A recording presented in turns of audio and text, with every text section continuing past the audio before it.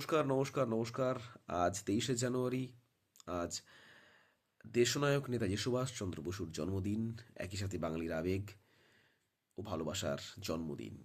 এবং আজ এই বৎসর আজকের দিনে আরও একটি গুরুত্বপূর্ণ বাঙালির আবেগের সাথে জড়িয়ে রয়েছে, সেটা হচ্ছে বাঙালির সরস্বতী পুজো। সেই দিনও পড়েছে। আচ্ছা, নেতাজির সঙ্গে সরস্বতী পুজোর কি কোনো সম্পর্ক ছিল বা আছে? নিশ্চয়ই ছিল।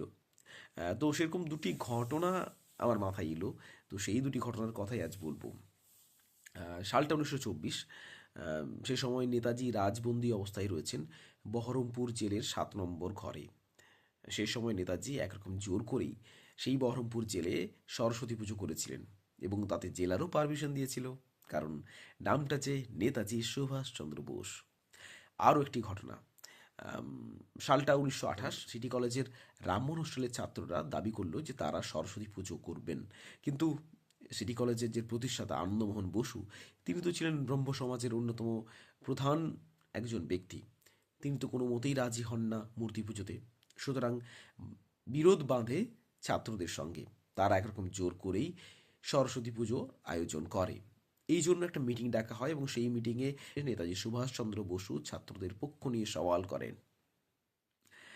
যদিও রবীন্দ্রনাথ এই বিষয়ে পরে বলেছিলেন যে না, সিটি কলেজ যেহেতু ব্রহ্ম সমাজের অন্যতম প্রধান পৃষ্ঠপোষকের কলেজ, তাই সেই কলেজে সরস্বতী পুজো না করলেও চলতো। আরও একটি মজার ঘটনা এর সাথে জড়িয়ে রয়েছে। মজা বলবো না, দুঃখই বলবো, কারণ সেদিন মিটিংয়ে 4জন হিন্দু ছাত্রকে বহিষ্কার করা হয়েছিল।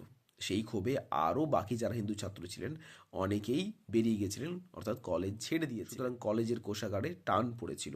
সে সময় কলেজ কর্তৃপক্ষ সিদ্ধান্ত নেন কিছু অস্থায়ী শিক্ষককে তারা বার করে দেবেন। সেই অস্থায়ী শিক্ষকদের তালিকায় ছিলেন কিন্তু কবি জীবনানন্দ দাশ। বুঝতে পারছেন তো কার রাগ কোথায় এসে পড়ল?